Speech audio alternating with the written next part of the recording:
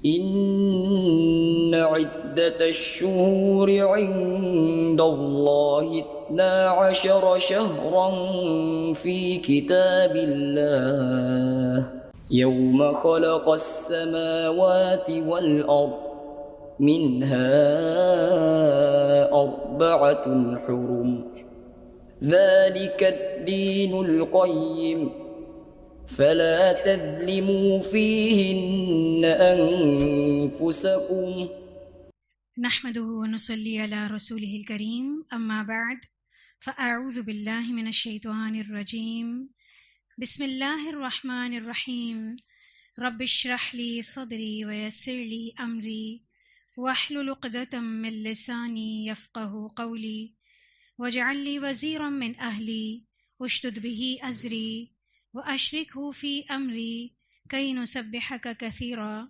ونذكرك كثيرا إنك كنت بنا بصيرا رب زدني علما اللهم أرنا الحق حقا وارزقنا اتباعه وأرنا الباطل باطلا وارزقنا اجتنابه الہی آمین۔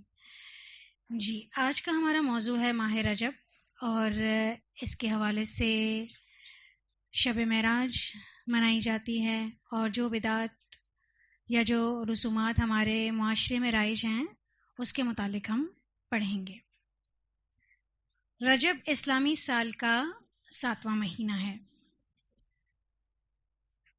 لفظ رجب جس کے معنی تعظیم کے ہیں، یعنی عظمت والا مہینہ، رجب کے خود معنی ہی تعظیم ہے، اور اس مہینے کی تعظیم اور حرمت کی وجہ سے ہی اس کا نام رجب رکھا گیا ہے، کیونکہ عرب اس مہینے میں لڑائی سے حتی الامکان گریز کیا کرتے تھے، اس وجہ سے بھی اسے رجب کہا جاتا ہے۔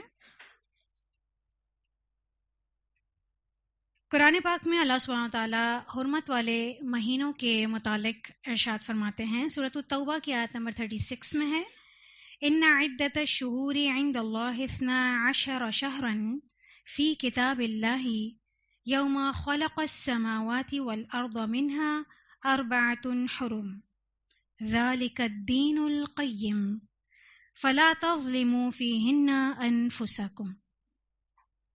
ترجمہ ہے، بے شک اللہ کے نزدیک مہینوں کی گنتی 12 مہینے ہی ہے اللہ کی کتاب میں، جس دن سے اس نے آسمانوں اور زمین کو پیدا فرمایا، یعنی جب سے اللہ تعالیٰ نے اس کائنات کو تخلیق فرمایا ہے، جب سے اللہ تعالیٰ کی کتاب میں مہینوں کی تعداد 12 ہے، اور ان میں سے 4 مہینے حرمت والے ہیں۔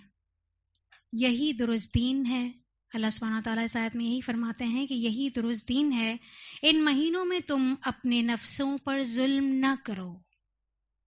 یہ 4 حرمت والے مہینے کون سے ہیں، اس کی وضاحت اللہ کے رسول صلی اللہ علیہ وسلم فرماتے ہیں، سال میں 12 مہینے ہیں، ان میں سے 4 حرمت والے ہیں، 3 مسلسل ہیں، ذوالقعدہ، ذوالحجہ اور محرم، یہ 3 لگاتار حرمت والے مہینے ہیں، اور چوتھا رجب ہے جو کہ شعبان اور جمادی الاخری کے درمیان آتا ہے۔ تو 4 حرمت والے مہینے کون سے ہو گئے؟ ایک تو رجب ہے، اور ذوالقعدہ، ذوالحجہ اور محرم، یہ 4 ماہ ایسے ہیں جن کی حرمت اللہ سبحانہ وتعالیٰ نے جب سے اس دنیا کو تخلیق کیا ہے تب سے کر دی ہے، لہٰذا ان مہینوں میں ظلم و زیادتی سے اہتمام کے ساتھ بچنا چاہیے، کیونکہ حرمت والے مہینے ہیں تو ان کی حرمت کا تقاضا یہ ہے کہ اس میں جنگ و جدال سے بچا جائے۔ ویسے تو جنگ و جدال سے ہر مسلمان کو ہر وقت، ہر لمحے اور ہر مہینے ہی بچنا ہے، لیکن ان حرمت والے مہینوں میں اس کا گناہ زیادہ بڑا ہو جاتا ہے۔ کیوں؟ کیونکہ ان کی حرمت اللہ سبحانہ وتعالیٰ نے خود تعین کر دی ہے، اور ابھی ہم نے جو آیت پڑھی اس کا بھی اینڈ میں نے اس پر کیا تھا کہ فَلَا تَظْلِمُوا فِيهِنَّ أَنفُسَكُمْ، ان مہینوں میں تم اپنے نفسوں پر ظلم نہ کرو، جنگ و جدال کر کے کسی کو بھی تکلیف نہ دو اور خود کو بھی تکلیف نہ دو، اسی طرح بدعتیں کر کے بھی خود پر ظلم نہ کرو۔ بدعت کرنے کا نتیجہ کیا نکلے گا؟ کہ ہر بدعت کیا ہے؟ گمراہی ہے، اور گمراہی آگ کی طرف لے جاتی ہے، اور آگ اللہ تعالیٰ کی نار جہنم ہے۔ تو اس سے بھی یعنی بدعتوں کے ذریعے سے بھی انسان اپنے آپ پر، اپنے نفسوں پر ظلم کرتا ہے۔ جہاں جنگ و جدال سے بچنا ہے، لڑائی جھگڑے سے بچنا ہے، وہاں بدعتوں سے بھی بچنا ہے۔ اگر ہم دین اسلام کا مزاج عبادات کے حوالے سے دیکھیں تو اللہ تعالیٰ نے کچھ دنوں کو مخصوص کیا ہے، جیسے جمعے کا دن اللہ تعالیٰ نے اس کو منتخب کیا ہے، اس کی فضیلت احادیث سے پتہ چلتی ہے، قرآن سے بھی پتہ چلتی ہے۔ اسی طرح اللہ تعالیٰ نے کچھ انسانوں میں سے انسانوں کو فضیلت دی ہے، جیسے انبیاء و رسل، اللہ تعالیٰ جس کو چاہے چن لے اپنی وحی کے لیے۔ اسی طرح اللہ تعالیٰ نے کچھ مہینوں کو بھی منتخب کیا، جیسے رمضان المبارک ایسا مہینہ ہے جس میں عبادات کا اجر زیادہ بڑھ جاتا ہے۔ اسی طرح رجب وہ مہینہ ہے جس کی تعظیم، جس کی عظمت، جس کی حرمت خود اللہ سبحانہ تعالیٰ نے تعین کی ہے۔ تو ماہ رجب کی فضیلت، سب سے بڑی فضیلت ہی یہ ہے کہ یہ حرمت والا مہینہ ہے، لیکن اس کے علاوہ اور کوئی فضیلت اس مہینے کی قرآن و سنت کی روح سے نہیں ملتی۔ یہی سب سے بڑی تعظیم اس کی ہوگی کہ اس میں کوئی مسلمان کسی دوسرے مسلمان سے یا کسی غیر مسلم سے کوئی جنگ و جدال نہ کرے۔ یہی اللہ کے حکم کی سب سے بڑی امپلیمنٹیشن ہوگی۔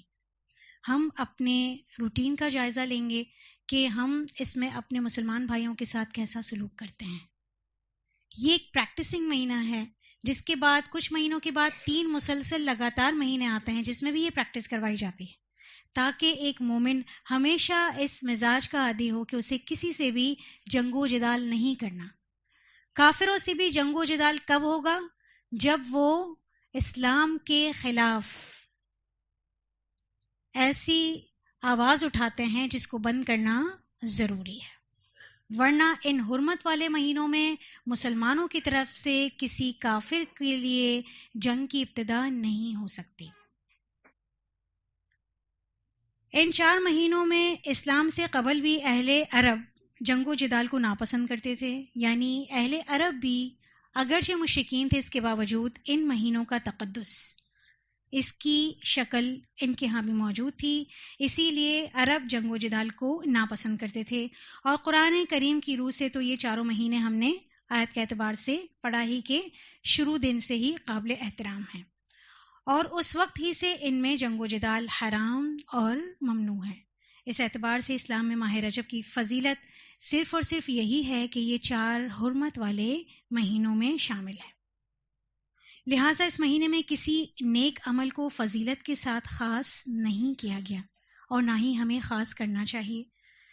جن بعض اعمال کو فضیلت کے ساتھ بڑھا چڑھا کر بیان کیا جاتا ہے وہ محض فرضی قصے ہیں، من گھڑت روایات ہیں اور ضعیف اور موضوع روایات ہیں جو اللہ کے رسول صلی اللہ علیہ وسلم سے نعوذ باللہ منسوب کی جاتی ہیں۔ لہٰذا جو اعمال کتاب و سنت سے ثابت ہیں صرف اور صرف انہی پر ایک مومن کو عمل کرنا چاہیے۔ مسلمان اس ماہ رجب میں کئی ایسے کام کرتے ہیں، ہم اپنے معاشرے میں دیکھتے ہیں، جو بدعات کے دائرے میں آتے ہیں، اور یہ بدعات ان کی جڑوں میں اس طرح راسخ ہو گئی ہیں کہ ان کا اہتمام ان کے نزدیک فرائض سے بھی بڑھ کر ہو جاتا ہے، اور اس کی وجہ وہ من گھڑت فضیلتیں ہیں جو اہل بدعت ان محفلوں میں جو اس مہینے میں منعقد کی جاتی ہیں وہ روایات سنا کر لوگوں کو ان باتوں کی ترغیب دلاتے ہیں۔ دراصل عوام لا علم ہوتی ہے، ان کو جہاں سے بھی کوئی بات یہ کہہ کر کہ یہ کرنے سے آپ کو اجر ملے گا، آپ کو یہ فائدہ ملے گا، آپ کو روزگار ملے گا، آپ کی پریشانی دور ہوگی، مومن اٹریکٹ ہوتا ہے۔ وہ یہ نہیں دیکھتا کہ اس کی اتھینٹسٹی کیا ہے، لیکن ایک مومن باشعور ہونا چاہیے، اسے پتہ ہونا چاہیے وہ جس بات کو عبادت سمجھ کر لے رہا ہے اس کی اتھینٹسٹی کیا ہے۔ ہمارے پاس معیار صرف اور صرف قرآن و سنت ہے۔ جو چیز قرآن و سنت سے مستند ذرائع سے ہمارے پاس آتی ہے وہ قابل قبول سر آنکھوں پر ہے، اس کا تقاضا بھی ہے اور اس کا سوال بھی ہے، لیکن جو چیز قرآن و سنت میں نہیں ہے اس کا تقاضا بھی نہیں، بلکہ اس کا کرنا عبادت سمجھ کے ہم کر تو رہے ہوتے ہیں لیکن وہ بدعت شمار ہوتا ہے۔ اور بدعت کہتے ہیں ہر نئی چیز جو عبادت سمجھ کر دین میں شامل کر لی جاتی ہے، اسے بدعت کہا جاتا ہے۔ ہم اپنے معاشرے میں دیکھتے ہیں کہ بہت سی ایسی چیزیں ہیں جس کو لوگ رسم سمجھ کر، عبادت سمجھ کر اس مہینے میں خصوصی اہتمام کرتے ہیں۔ کیا جانتے ہیں آپ کیا کیا کرتے ہیں؟ لوگ روزے رکھتے ہیں اور 22 رجب کو کھیر پوری کرتے ہیں، اور 27 رجب کو شب معراج مناتے ہیں، خاص پکوان بناتے ہیں، اور کچھ محفلیں منعقد کی جاتی ہیں، نوافل پڑھتے ہیں لمبے لمبے، اور پہلی جمعرات کو روزہ رکھا جاتا ہے۔ اس کے علاوہ شروع کے 3 روزوں کا اجر بتایا جاتا ہے کہ پہلے دن جو بھی روزہ رکھتا ہے اس کے 3 سال کے گناہ معاف ہو جاتے ہیں، پھر جو دوسری تاریخ کا روزہ رکھتا ہے اس کے 2 سال کے گناہ معاف ہو جاتے ہیں، اور جو تیسری تاریخ کو روزہ رکھتا ہے تو اس کے 1 سال کے گناہ معاف ہو جاتے ہیں۔ خصوصی لباس بنائے جاتے ہیں۔ اس کے علاوہ جب واقعہ معراج بیان کیا جاتا ہے تو اس میں کچھ ایسی من گھڑت خود ساختہ چیزیں شامل کر لی جاتی ہیں جو اللہ کے رسول صلی اللہ علیہ وسلم سے موضوعاً گھڑی جاتی ہیں، جو آپ صلی اللہ علیہ وسلم نے نہیں فرمائی، اس کو منسوب کیا جاتا ہے۔ تو ہم دیکھتے ہیں انشاءاللہ کہ وہاں ہمارے معاشرے میں کن کن چیزوں کو بطور عبادت لیا جاتا ہے، جس میں کنڈے ہیں، روزہ ہے، شب بیداری ہے، کھیر بناتے ہیں، قبرستان جاتے ہیں، خصوصی عبادات بھی کرتے ہیں، قربانی بھی کرتے ہیں۔ اور جیسے کہ آپ نے یہ ساری چیزیں بتائیں، تو کیا یہ سب کر لینا کافی ہے؟ یہ سب جان لینا کہ ہمارے ارد گرد کے لوگ یہ کرتے ہیں، کیا یہ کافی ہے کہ لوگ کرتے ہیں تو ہم کریں؟ یہ ہمارے لیے معیار نہیں ہے۔ اگرچہ پورا ملک یا پوری دنیا بھی اگر کوئی کام نیک عمل سمجھ کے کرتی ہے تو ہمارے لیے اس کی اتھینٹسٹی چیک کرنا ضروری ہے۔ جہاں اکثریت ہے اس کا مطلب یہ نہیں وہ درست ہے۔ پھر اگر ہمیں صحیح علم ہو جاتا ہے، ہم ان سے بات کرتے ہیں تو ہمیں سامنے سے یہ جواب ملتا ہے کہ سب لوگ یہی کر رہے ہیں۔ پھر انہیں بتایا جاتا ہے تو پھر وہ کہتے ہیں ہمارے آباء و اجداد بھی یہی کرتے رہے، تو کیا وہ غلط کرتے تھے؟ کیا ہم ان کے طریقے کو چھوڑ دیں؟ کیا وہ گمراہ ہیں؟ تو والدین جو چیز صحیح کر رہے ہیں تو اس پر ہمیں لازمی چلنا چاہیے، لیکن جو چیز والدین قرآن و سنت کے مطابق نہیں کر رہے تو ہم ان کے لیے گناہ جاریہ کیوں بنیں؟ بلکہ ہم اپنی اصلاح کریں، اور اپنے والدین اگر وہ مرحومین ہیں، آباء و اجداد وہ مرحومین ہیں، وہ یہ کرتے رہے تو ان کے لیے دعا مغفرت کریں کہ وہ لا علمی میں یہ کرتے رہے، اللہ تعالیٰ ان سے درگزر کا معاملہ کرے، اور ان سے سوال اللہ سبحانہ و تعالیٰ ان کے عمل کا لے گا، ہم سے ہمارے اعمال کا لے گا۔ تو ہمارے لیے جو معیار ہے وہ کیا ہے؟ قرآن و سنت ہے۔ تو سارا مہینہ یا کثرت سے روزے رکھنا، سال کے باقی مہینے جیسے ہیں ویسے ہی ماہ رجب بھی ہے، اسی لیے رجب کے مہینے میں بعض دنوں کو مخصوص کر کے پہلی جمعرات کو یا ابتدائی 3 دنوں میں روزے رکھنا، یا پھر 27 رجب اور اس سے پہلے والی رات کی حیثیت سے 26 رجب کا روزہ رکھنا، یہ سنت سے ثابت نہیں۔ ویسے روزہ رکھنا اللہ کے رسول صلی اللہ علیہ وسلم کی بہترین سنت ہے۔ آپ صلی اللہ علیہ وسلم سے ثابت ہے کہ ہر مہینے میں آپ صلی اللہ علیہ وسلم ایام 20 کے روزے رکھا کرتے تھے۔ ایام 20 13، 14 اور 15۔ جو استقامت کے ساتھ یہ روزے رکھتا ہے اس کا مطلب اس نے پورے سال کے روزے رکھے۔ تو جو سارا سال روزے رکھتا ہے ان 3 دنوں میں، تو وہ رجب میں بھی ان 3 دنوں کے روزے رکھے، اچھی بات ہے۔ اسی طرح آپ صلی اللہ علیہ وسلم پیر اور جمعرات کے روزہ رکھنا پسند فرماتے تھے، تو پیر اور جمعرات کے روزے اس نیت سے رکھنا کہ آپ صلی اللہ علیہ وسلم کی سنت ہے، یہ پسندیدہ ہے۔ لیکن اس مہینے کا انتخاب روزوں کے لیے مسنون نہیں ہے۔ کچھ لوگ پورے 3 ماہ مسلسل روزے رکھتے ہیں، رجب، شعبان اور رمضان۔ اسی طرح رجب کا مہینہ شروع ہوتا ہے تو ایک مخصوص دعا بھی آپ نے سنی ہوگی۔ کیا دعا ہے؟ سنی ہے کسی نے؟ اے اللہ ہمیں برکت عطا فرما رجب اور شعبان میں، اور ہمیں رمضان سے ملا دے۔ تو یہ بھی سنت سے ثابت نہیں۔ تو روزہ رکھنا لائق تحسین عمل ہے، لیکن رجب کے لیے اس کو مخصوص کر دینا کہ فلاں روزے کا فلاں اجر ہے، ایسا سنت سے ثابت نہیں۔ اس کے علاوہ ایک مخصوص قسم کی نماز پڑھی جاتی ہے جس کا نام ہے صلاۃ الرغائب۔ جو کہ آپ کو کسی بھی فقہ کی کتاب میں نہیں ملے گی. صرف اور صرف کچھ نان اتھینٹک کتابوں میں رجب کے چیپٹر میں ملے گی، جس میں ایک مخصوص طریقے پر نماز پڑھی جاتی ہے. پہلی رجب کا جو پہلا ہفتہ ہوتا ہے، پہلی جمعرات ہوتی ہے، اس میں روزہ رکھا جاتا ہے، اور جمعرات اور جمعے کی درمیانی شب میں یہ 12 رکعتیں پڑھی جاتی ہیں، جس میں مخصوص صورتوں کی مخصوص تعداد پڑھی جاتی ہیں، مخصوص تسبیحات پڑھی جاتی ہیں، اور درود شریف پڑھ کر جو دعا مانگی جائے وہ قبول ہوتی ہے، اس کا دعویٰ کیا جاتا ہے. عموماً یہ صوفی حضرات کرتے ہیں، لیکن عوام الناس کو بھی اس کی ترغیب دلائی جاتی ہے کہ اگر کوئی اپنی خاص دعائیں قبول کروانا چاہتا ہے، اپنے گناہوں کی معافی کا طلبگار ہے، تو وہ یہ دعا کرے، وہ اس طرح نماز پڑھے. لیکن یہ بھی سنت سے ثابت نہیں. اس کے علاوہ کچھ لوگ اس مہینے میں عمرے کا اہتمام کرتے ہیں کہ رجب میں آپ صلی اللہ علیہ وسلم نے عمرہ فرمایا اور اس کا اجر زیادہ ہے، اس وجہ سے عمرے کا بالخصوص اہتمام ماہ رجب میں کیا جاتا ہے. تو بالخصوص ماہ رجب میں عمرہ کرنا بھی سنت سے ثابت نہیں. نبی اکرم صلی اللہ علیہ وسلم نے اپنی تمام عمر مبارک میں 4 عمرے کیے، مگر رجب میں کبھی بھی عمرہ نہیں کیا. یہ حضرت عائشہ رضی اللہ عنہا اس کی راویہ ہیں، اور بخاری کی یہ روایت ہے. جو لوگ رجب کی نیت سے مخصوص کر کے عمرہ کرتے ہیں وہ درست نہیں. عمرہ اللہ کی بہت پسندیدہ عبادت ہے، عمرہ کیا جا سکتا ہے، مگر رجب میں مسنون عمل سمجھ کر عمرہ کرنا یہ عبادت نہیں ہے. آپ کو اللہ سبحانہ وتعالیٰ جس مہینے میں استطاعت دیتے ہیں اس مہینے میں عمرہ کرنا چاہیے. اس کو رجب کے لیے مؤخر نہیں کرنا چاہیے کہ رجب آئے گا جب ہی میں جاؤں گی، تو اس طرح پلان نہیں کرنا. اسی طرح کنڈے، جس میں مخصوص ڈش بنائی جاتی ہیں، جو کہ 22 رجب کو حضرت جعفر کے نام کے کنڈوں کا اہتمام کیا جاتا ہے، جس میں ایک من گھڑت روایت کو ان کی طرف منسوب کیا جاتا ہے کہ وہ فرماتے ہیں کہ جو میرے نام پر فلاں فلاں کھانا بنائے گا اور لوگوں میں تقسیم کرے گا تو میں قیامت کے دن اس کی شفاعت کروں گا، اور اس کی جتنی بھی پریشانیاں ہیں وہ دور ہو جائیں گی. یہ سب من گھڑت روایات ہیں جو ان کی طرف منسوب کر کے اس عبادت کو مخصوص کیا جاتا ہے. تو اس کی بھی کوئی نہ سند ہے اور نہ کسی مستند کتاب میں یہ موجود ہے. اور نظر و نیاز سب سے بڑھ کر جو اہم امپورٹنٹ بات ہے کہ نظر و نیاز ایک عبادت ہے، اور عبادت صرف اور صرف اللہ سبحانہ وتعالیٰ کا حق ہے. یہ حق ہم اگر کسی کو دیتے ہیں نعوذ باللہ تو وہ شرک ہے. تو نظر و نیاز صرف اور صرف اللہ کے لیے کی جانی چاہیے، اور اللہ کو ہی اس کا حق عبادت کا دینا چاہیے. لہٰذا یہ بھی ایک بدعت ہے، اس کو کرنا بھی، اس میں شامل ہونا بھی.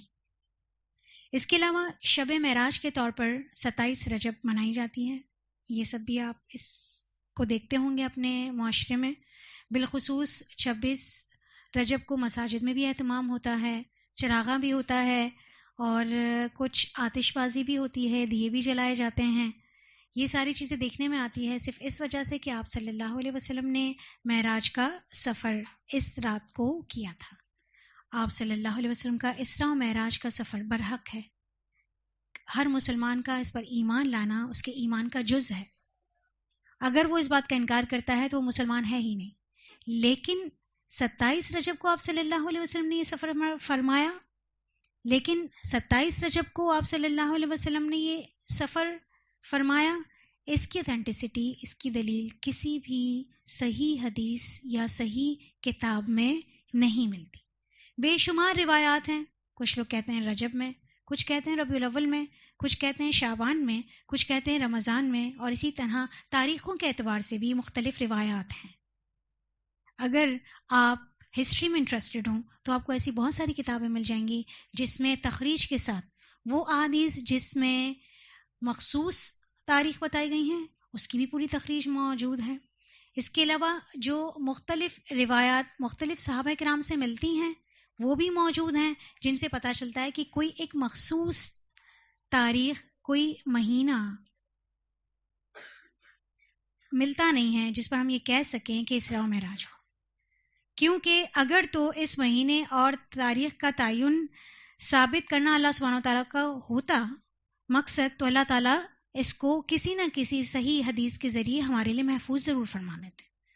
کیونکہ ہم دیکھتے ہیں کہ بہت سے ایسے واقعات ہیں، جیسے جنگ بدر ہے، پہلی جنگ ہوئی مسلمانوں کی، جس میں مسلمان کو یوم الفرقان اس دن کو کہا گیا اور مسلمانوں کو فتح حاصل ہوئی. ہم اس دن کو تو نہیں مناتے. اسی طرح فتح مکہ کا دن بہت اہم ترین دن تھا، اس دن کو بھی ہم نہیں مناتے. صلح حدیبیہ، جس کے بارے میں اللہ سبحانہ تعالیٰ سورہ فتح کی آیت نازل فرماتے ہیں، انا فتحنا لک فتحا مبینا، لیکن ہم اس کو نہیں مناتے. اسی طرح ان دنوں کی اہمیت، ان دنوں کی تعظیم اپنی جگہ ہے، لیکن ان کو منانے کا رواج اسلام نہیں دیتا. جن راتوں کی، جن دنوں کی، جن مہینوں کی، جن دنوں کی اہمیت اللہ سبحانہ تعالیٰ نے ہمیں بتا دی ہے، جن میں کوئی مخصوص عبادت اللہ سبحانہ تعالیٰ نے پسند فرما دی ہے، وہ بھی ہمیں بتا دی ہے. جیسے میں نے آپ سے ذکر کیا تھا، جمعے کا دن دنوں میں سے افضل ہے. اسی طرح ماہ رمضان ہے. اسی طرح راتوں میں سب سے افضل رات کون سی ہے؟ شب قدر ہے. سورۃ القدر اس بات کی دلیل ہے. تو جو چیز اوتھینٹک ہمیں ملتی ہے اس کو ہمیں اپنے عمل میں لانا ہے. اگر اس رات کی عبادت اتنی ہی اہم اور ضروری ہوتی تو قرآن و سنت میں تاریخ، رات اور فضائل و عبادات سب ثابت ہوتے. جیسے کہ شب قدر کے حوالے سے دین اسلام نے مکمل رہنمائی فرمائی تاکہ کوئی بھی مسلمان اس سے محروم نہ رہے. جس رات کی فضیلت و ترغیب ہو اس کی صراحت قرآن و سنت میں ضرور ملتی ہے. نبی صلی اللہ علیہ وسلم کو ہجرت سے قبل معراج نصیب ہوئی، جس کے بعد آپ صلی اللہ علیہ وسلم نے کئی سال مدینہ میں گزارے، لیکن کبھی بھی اس رات کی تعظیم نہ تو بتائی اور نہ ہی اس کی ترغیب دلائی. نہ چراغاں کیا، نہ دیے روشن کیے، اور نہ ہی اس رات کے فضائل صحابہ کرام کو جمع کر کے فرمائے. اسی طرح اس کے بعد نہ ہی صحابہ کرام نے ایسا کیا، نہ ہی تابعین نے ایسا کیا، اور نہ ہی تبع تابعین نے ایسا کیا. یہ آپ صلی اللہ علیہ وسلم کے کئی سالوں بعد اس تاریخ کا تعین کر کے اس کو منایا جاتا ہے اور اس کو منسوب کر دیا جاتا ہے اللہ کے رسول صلی اللہ علیہ وسلم کے اس سفر معراج سے. لہٰذا واقع معراج میں نے پہلے بھی ذکر کیا برحق ہے. اس پر ایمان لانا مسلمانوں کے عقیدے میں شامل ہے. آپ صلی اللہ علیہ وسلم کی فضیلت، شرف اور تکریم کا ایک اہم ترین واقعہ ہے. اس وقت تو یہ حال تھا کہ آپ صلی اللہ علیہ وسلم معراج کا سفر کر کے آئے ہیں، اس کے منکرین موجود تھے. کہاں آپ صلی اللہ علیہ وسلم کی اس کی فضیلتیں بیان فرماتے. کفار مکہ تو اس بات کے ہی منکر تھے کہ آپ کیسے راتوں رات اسی رات اتنا دور کا سفر کر کے آ رہے ہیں. تو اللہ تعالیٰ نے اپنے نبی صلی اللہ علیہ وسلم کو یہ سفر کروایا اور یہ برحق ہے. تو واقع معراج برحق ہے. آپ صلی اللہ علیہ وسلم کی فضیلت، شرف اور تکریم سب اس سے ثابت ہے، جس میں آپ صلی اللہ علیہ وسلم کو جنت اور دوزخ کے مناظر بھی دکھائے گئے. آپ صلی اللہ علیہ وسلم کو ساتوں آسمان کی سیر کروائی گئی. آپ صلی اللہ علیہ وسلم نے بہت سے صحابہ کرام، آپ صلی اللہ علیہ وسلم نے بہت سے انبیاء کرام سے ملاقات کی. بہت سی احادیث اتھینٹک ملتی ہیں. اس کے علاوہ آپ صلی اللہ علیہ وسلم کو نماز کا تحفہ دیا گیا، اور مومن کی اصل معراج اس کی نماز ہے.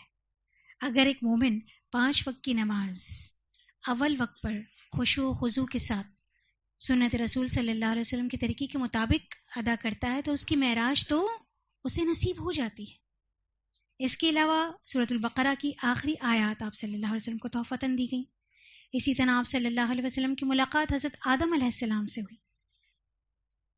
حضرت جبرائیل کے ساتھ آپ جا رہے تھے تو آپ نے ایک شخص کو دیکھا جو دائیں طرف دیکھتے تھے تو خوش ہوتے تھے اور مسکراتے تھے، بائیں طرف دیکھتے تھے تو ناخوش ہوتے تھے اور روتے تھے. آپ صلی اللہ علیہ وسلم نے اس حیرت انگیز منظر کو دیکھ کر جبرائیل سے پوچھا، ہے جبرائیل، اے میرے دوست، یہ کون ہے؟ تو حضرت جبرائیل فرماتے ہیں کہ یہ آپ کے والد محترم حضرت آدم ہیں، اور ان کے دائیں جانب ان کی جنتی اولاد ہے، جن کو دیکھ کر وہ خوش ہوتے ہیں اور مسکراتے ہیں، لیکن اپنے بائیں جانب جیسے ہی دیکھتے ہیں اپنی اولاد کو کہ وہ جہنمی ہے تو وہ رو پڑتے ہیں. اس کے علاوہ غیبت اور بہت سے ایسے گناہ، زنا اور بہت سے ایسے گناہ جو اللہ تعالیٰ جن سے ہمیں بچانا چاہتا ہے، اس کے انجام دکھائے، دوزخی دکھائے کیسے سزا ان کو مل رہی ہے، جنت ہی دکھائے کہ کس طرح اللہ تعالیٰ ان کو انعام و اکرام سے نواز رہا ہے. تو یہ ساری احادیث ہمیں موٹیویٹ کرتی ہیں کہ ہم جنت کے متقاضی بنیں، ہم اللہ تعالیٰ سے جنت کا سوال کریں، ہم ایسے اعمال کریں کہ اللہ تعالیٰ خوش ہو کر ہمیں جنت نصیب کریں. اور اس کے علاوہ جو توحید پر ہے اس کی مغفرت کا وعدہ بھی آپ صلی اللہ علیہ وسلم سے کیا کہ جو توحید پر ہوگا اللہ تعالیٰ اس کی مغفرت فرمائے گا، اللہ تعالیٰ اس کو جہنم سے بچائے گا. اور نماز کا تحفہ، اس کا بھی میں نے آپ سے ذکر کیا. تو جو لوگ کہتے ہیں کہ عمل خیر ہی تو ہے، لوگ اگر عبادت کرتے ہیں، روزہ رکھتے ہیں، مساجد کو آباد کرتے ہیں تو کیا مسئلہ ہے؟ نیک عمل ہی کر رہے ہیں تو مساجد آباد تو ہوئیں، لیکن ایک رات کے لیے. لوگوں نے روزہ رکھنا پسند تو کیا، لیکن سال میں ایک دن مخصوص کر کے، اس میں بھی صرف یہ دیکھا کہ یہ فائدہ ہے تو کیا. چلیں، فائدہ تو ہمیں بہت ساری دوسری چیزوں میں بھی بتایا گیا، لیکن اس کی اگر ہم تحقیق کرتے ہیں تو ایک چیز جسے ہم عبادت سمجھتے ہیں لیکن دین نے اسے عبادت نہیں بتایا تو ہم اس کو عبادت سمجھ کر نہیں لے سکتے. عبادت تو کہتے ہی اسے ہیں جس پر پیغمبر علیہ السلام نے عمل کیا ہو اور امت کو اس کی ترغیب دلائی ہو. چنانچہ یہ جتنے بھی کام ابھی ہم نے جو ذکر کیے ہیں وہ خلاف سنت ہیں، کیونکہ شریعت سازی کا کام صرف اور صرف کس کا ہے؟ اللہ سبحانہ وتعالیٰ. اللہ تعالیٰ نے یہ حق اپنے کسی بھی بندے کو نہیں دیا، اپنے محبوب اللہ کے رسول صلی اللہ علیہ وسلم کو بھی نہیں دیا کہ وہ شریعت سازی کر سکے. وہ ایک بھی حکم میں ایک بھی پرسنٹ اضافے یا اس میں کمی کے مجاز نہیں ہے. اللہ تعالیٰ نے ان کو بیان ہی جیسے دین عطا کیا ویسا ہی انہوں نے اپنی امت کو ٹرانسفر کیا. اس کے علاوہ ہمارے پاس جو دین کا اہم ترین معیار ہے تو ہمارے ذہنوں میں یہ بات واضح ہونی چاہیے کہ اصل دین کیا ہے. اصل دین وہ ہے جو اللہ تعالیٰ نے محمد صلی اللہ علیہ وسلم کے ذریعے ہم تک پہنچایا، یعنی دین اللہ تعالیٰ کی اطاعت اور فرما برداری کا نام ہے. اس کے احکامات کے آگے سر تسلیم خم کرنے کا نام عبادت ہے، اور محمد صلی اللہ علیہ وسلم کی سنت پر عمل کرنے کا نام عبادت ہے. اللہ سبحانہ وتعالیٰ سورۃ المائدہ کی آیت نمبر 3 میں ارشاد فرماتے ہیں الیوم اکملت لکم دینکم واتممت علیکم نعمتی ورضیت لکم الاسلام دینا. آج میں نے تمہارے لیے تمہارا دین مکمل کر دیا. اللہ تعالیٰ نے جب شریعت مکمل ہو گئی تو اس آیت کو نازل فرما کر دین میں مزید کسی بھی قسم کی تفریق یا کسی بھی قسم کی کمی و بیشی کی گنجائش ختم کر دی، یہ کہہ کر کہ آج میں نے تمہارے لیے تمہارا دین مکمل کر دیا اور تم پر اپنی نعمت تمام کر دی. یعنی وہ تمام نعمتیں جو عبادت کی صورت میں جو ہمیں جنت تک لے جاتی ہیں، وہ چیزیں جو ہمیں جہنم سے بچاتی ہیں، وہ سب اللہ سبحانہ تعالیٰ نے فرما دی. اس کو اللہ تعالیٰ نعمت کہہ رہے ہیں، وہ اللہ تعالیٰ نے ہم پر تمام کر دی اپنے رسول صلی اللہ علیہ وسلم کے ذریعے، اور تمہارے لیے دین اسلام کو بطور دین پسند کر دیا. تو جب ہم کہتے ہیں کہ ہم دین اسلام پر عمل کرنے والے ہیں تو ہم اس چیز کو کیوں شامل کریں جو دین اسلام میں نہیں؟ ورنہ تو پھر ہم دین اسلام کے پیروکار نہیں رہتے. ایک شخص جو یہ دعویٰ کرتا ہے کہ میں مسلمان ہوں، میں قرآن و سنت کا پابند ہوں اور میں دین اسلام پر عمل کرتا ہوں، تب اس پر کیا لازم ہو جاتا ہے کہ وہ صرف انہی باتوں پر عمل کرے جو قرآن و سنت سے ثابت ہے. اس کے علاوہ جو بھی چیز ہے وہ اس کو چھوڑنی ہوگی، خواہ وہ معاشرے میں کتنی جوش و خروش سے رائج ہو، خواہ وہ اس کی اپنی کتنی پسندیدہ ہو، خواہ اس کے والدین کرتے ہوں، لیکن اسے وہ نہیں کرنی. اسی طرح کوئی بھی ایسا کام جو آپ صلی اللہ علیہ وسلم نے نہ کیا اور نہ ہی اس کا حکم دیا، اسے دین کا حصہ سمجھتے ہوئے ادا کرنا اور پھر اس پر اجر و ثواب کی توقع رکھنا بدعت ہے. نبی کریم صلی اللہ علیہ وسلم کا ارشاد ہے کل محدثۃ بدعہ وکل بدعۃ ضلالہ وکل ضلالۃ فی النار. یہ بیہقی کی اور سنن نسائی کی روایت ہے. اس کا ترجمہ ہے بے شک ہر نئی بات جو دین میں ایجاد کر لی جائے وہ بدعت ہے، اور ہر بدعت گمراہی ہے، اور ہر گمراہی آگ میں لے جانے والی ہے. تو کیا ہم چاہیں گے کہ ہم آگ کی طرف جائیں، ہمارے رشتہ دار آگ کی طرف جائیں، ہمارے دوست احباب آگ کی طرف جائیں؟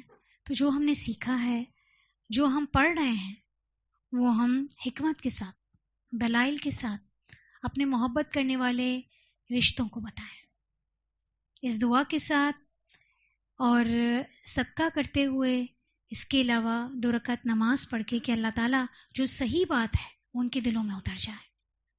جیسے اللہ تعالیٰ نے ہمارے لیے صحیح بات کو سن کر عمل کرنا آسان کر دیا ہے، ایسے اللہ تعالیٰ ان کے دلوں کو بھی کھولے، ان کے لیے بھی اللہ تعالیٰ شرح صدر کرے تاکہ ان کا سینہ کھلے اور ان کے دل میں یہ بات آ جائے کہ کیا چیز اتھینٹک ہے، کیا نہیں ہے، اس معیار پر عبادت کرنی ہے. اس کے علاوہ بدعتی کے بارے میں رسول صلی اللہ علیہ وسلم کا ارشاد مبارک ہے کہ اللہ سبحانہ و تعالیٰ بدعتی کی توبہ قبول نہیں کرتا جب تک کہ وہ بدعت ترک نہیں کرتا. یعنی بدعتی توبہ کرتا رہتا ہے، کیونکہ وہ بدعت کرتا ہی کس لیے؟ وہ اس نیک عمل کو اللہ تعالیٰ کے قرب کو پانے کے لیے تو کر رہا ہے، اتنی محنت کرتا ہے. ایک شخص کو روزہ رکھنے کے لیے محنت کرنی پڑتی ہے، رات جاگنے کے لیے محنت کرنی پڑتی ہے نا؟ تو وہ یہ عبادات کس لیے کرتا ہے؟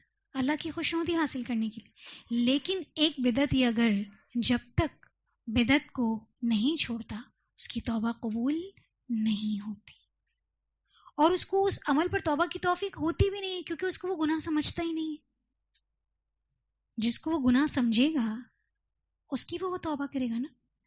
تو اللہ تعالیٰ ہمارے لیے اس بات کو آسان کرے، ہمارا شرح صدر کرے کہ ہم بدعت اور سنت میں تفریق کر سکیں. جو چیز سنت کے عین مطابق ہے وہ تو ٹھیک ہے، لیکن جو بدعت ہماری زندگیوں میں ہم سے لا علمی میں، جہالت میں ہو گئی ہے، تو اس کی توبہ کرنی ہے، اس کی معافی مانگنی ہے. اور یہ روایت صحیح الترغیب و ترہیب کی ہے. آپ صلی اللہ علیہ وسلم مزید فرماتے ہیں، میں اپنے حوض پر تم سے پہلے موجود ہوں گا. یہ حوض کوثر ہے جہاں پر آپ صلی اللہ علیہ وسلم ہم سے پہلے ہماری آمد کے منتظر ہوں گے، جہاں وہ اپنے دست مبارک سے ہمیں حوض کوثر کا ایسا شیریں اور میٹھا پانی پلائیں گے جس کے بعد اس قیامت کے اتنے طویل دن میں ایک مومن کو پیاس نہیں لگے گی، جو کہ ایک طویل ترین دن ہوگا جس میں سورج سوا نیزے پر ہوگا.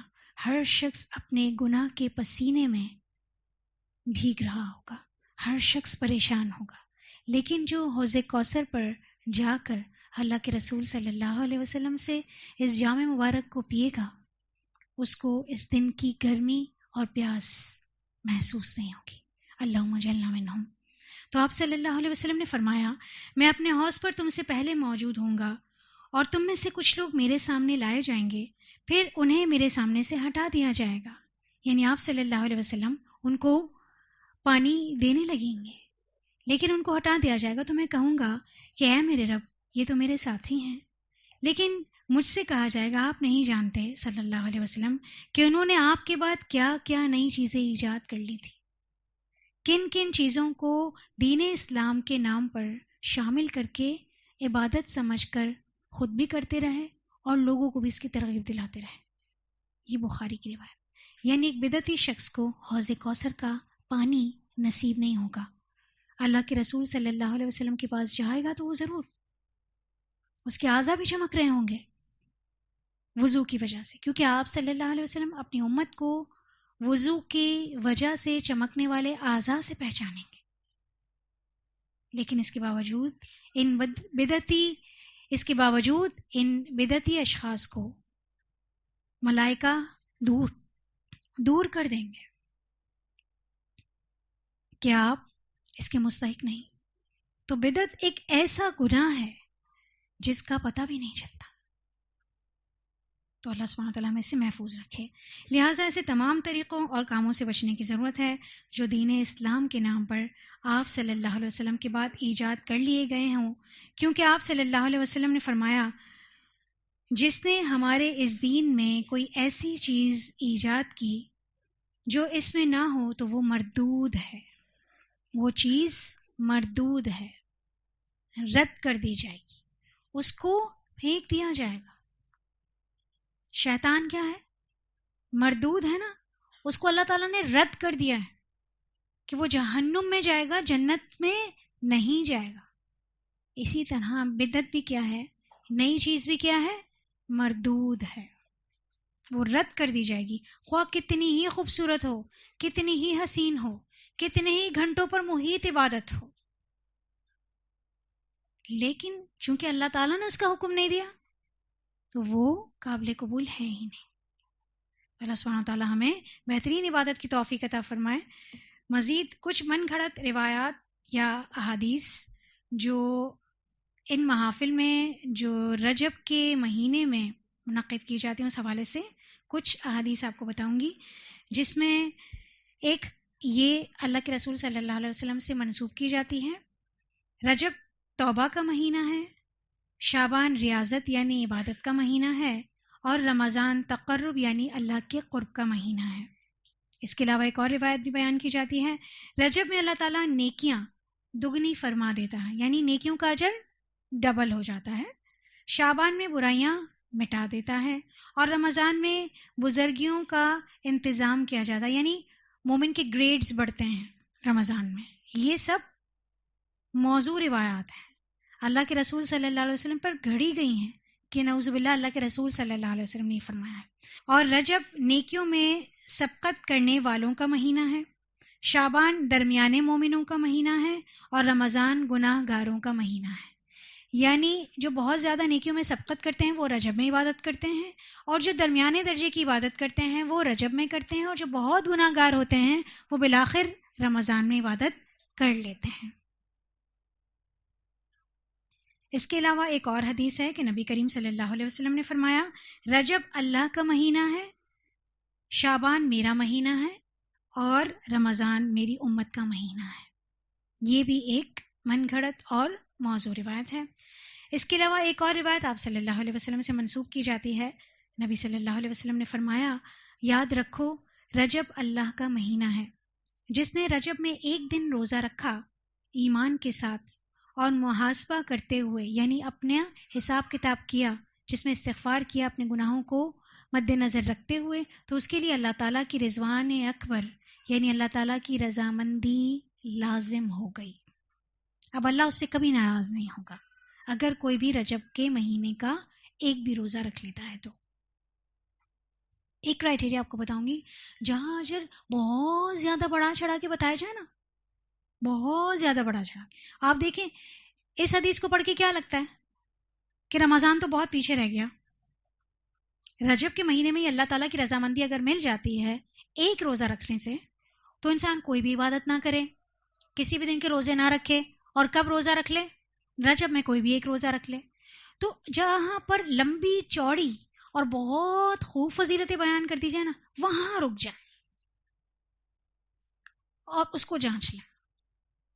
یہ ایک آپ کو کلو دے رہی ہوں کہ جس سے آپ پہچان سکتے ہیں کہ صحیح اور موضوع ضعیف من گھڑت روایات کے لیے آپ کو آنکھ بند کر کے عمل نہیں کرنا، ٹھیک ہے؟ اس کے علاوہ ایک اور روایت جو نعوذ باللہ اللہ کے رسول صلی اللہ علیہ وسلم سے منسوب کی جاتی ہے، حضرت سلمان فارسی رضی اللہ عنہ فرماتے ہیں، میں نے نبی اکرم صلی اللہ علیہ وسلم سے سنا کہ آپ صلی اللہ علیہ وسلم نے فرمایا، جو رجب کا ایک روزہ رکھ لے گویا اس نے 1000 سال کے روزے رکھے، اور گویا اس نے 1000 غلام آزاد کر لیے، اور جو اس میں خیرات کرے، یعنی رجب میں جو بھی خیرات کرے گویا اس نے 1000 دینار خیرات کیے، اللہ تعالیٰ اس کے بدن کے ہر بال کے عوض، یعنی اس صدقہ کرنے والے، اس روزہ رکھنے والے شخص کے بدن کے ہر بال کے عوض 1000 نیکیاں لکھتا ہے۔ آپ دیکھ رہے ہیں کتنے بے شمار اجر بیان کیے جا رہے ہیں۔ ایسی جب بھی احادیث آ جائیں تو اس میں رک کے اس کی اتھینٹسٹی چیک کرنی چاہیے۔ 1000 درجے اللہ سبحانہ تعالیٰ اس کی بلند فرماتا ہے، اور 1000 برائیاں مٹا دیتا ہے، اور اس کے لیے رجب کے ہر روزے کے عوض اور ہر صدقے کے عوض 1000 حج اور 1000 عمرے لکھ لیتا ہے۔ کب؟ صرف اور صرف رجب کا ایک روزہ رکھنے کی یہ تمام فضیلتیں بیان کی جاتی ہیں۔ ایک بھولا بھالا مسلمان جب یہ سنے گا تو وہ کیا کرے گا؟ وہ متاثر ہوگا اور وہ یقیناً اپنے گناہوں بھری زندگی پر شرمندہ تو ہے ہی، وہ یہ کام کرے گا۔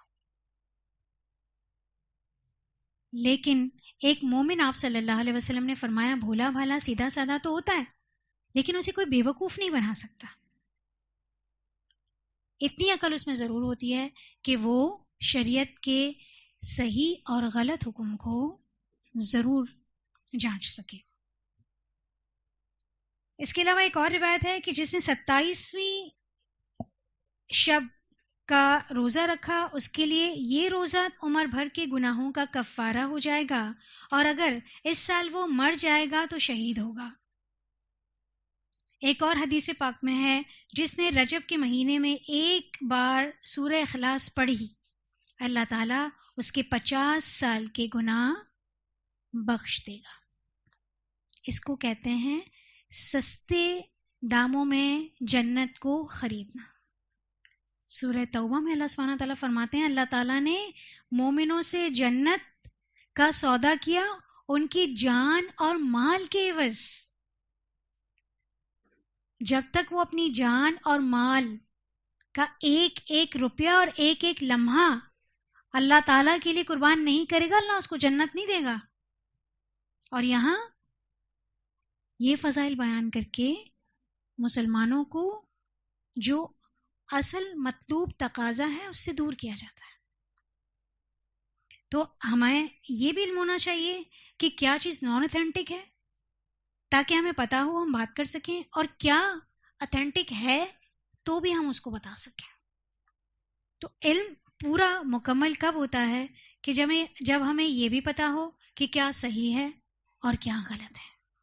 صرف یہ پتہ ہونا کہ یہ صحیح ہے، اس پر ہمیں عمل کر لینا ہے، یہ کافی نہیں ہے۔ یہ بھی پتہ ہونا چاہیے کہ یہ درست نہیں ہے، اس سے بچنا ہے۔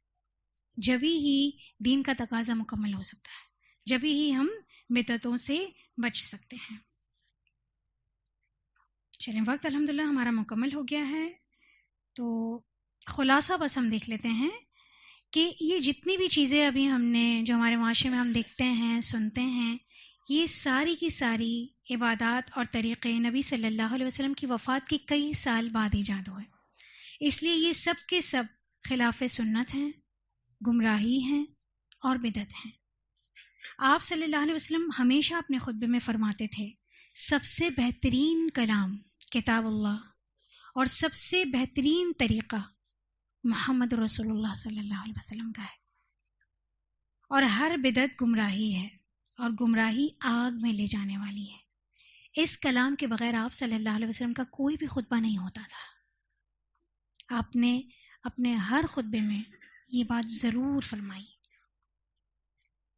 لہٰذا چاہے کوئی بھی عمل کتنا ہی خوبصورت ہو، مگر وحی کے مطابق نہیں تو وہ شریعت نہیں ہے۔ اس عمل کا وحی کے مطابق ہونا ضروری ہے، کیونکہ سنت کی اتباع میں ہی جنت ہے۔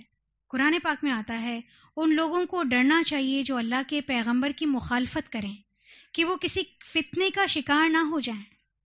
اللہ کے رسول صلی اللہ علیہ وسلم کی مخالفت کریں، اللہ کے پیغمبر کی مخالفت کریں، یعنی ان کے طریقے کے خلاف کوئی طریقہ لائیں، تو انہیں ڈرنا چاہیے کہ وہ کسی فتنے کا شکار نہ ہو جائیں، دنیا میں بھی اور آخرت میں بھی۔ ایسے لوگوں کے لیے دردناک عذاب ہے۔ تو اللہ سبحانہ تعالیٰ سے ہمیں ہر وقت عافیت طلب کرنی چاہیے کہ اللہ تعالیٰ ہمیں عافیت کے ساتھ دین اسلام میں محفوظ رکھے، ہمارے ایمان کی حفاظت فرمائے۔ اللہ پاک ہمیں کوئی وقت، کوئی حالت، کوئی دن، رات، سفر، حضر، خلوت ہو یا جلوت ہو، ہم تنہا ہوں یا سب کے ساتھ ہوں، عبادات ہو یا معاملات ہو، سب میں ہمیں اللہ تعالیٰ اپنے رسول صلی اللہ علیہ وسلم کی اتباع کرنے والا بنائے اور اتباع رسول کا متمنی بنائے۔ ہمیں خواہش ہونی چاہیے کہ ہم اللہ کے رسول صلی اللہ علیہ وسلم کے بہترین امتی ہوں، ان کی سنتوں سے ہمیں محبت ہو، اور ایمان کی حالت میں اللہ سبحانہ تعالیٰ ہمیں موت نصیب فرمائے۔ اللہ تعالیٰ ہمیں بہترین عمل کرنے کی توفیق عطا فرمائے۔ اس کے ساتھ ہی اپنے کلام کا اختتام کروں گی۔ وآخر دعوانا ان الحمد للہ رب العالمین، سبحانک اللہم وبحمدک، نشہد ان لا الہ الا انت، نستغفرک ونتوب الیک. الہی آمین.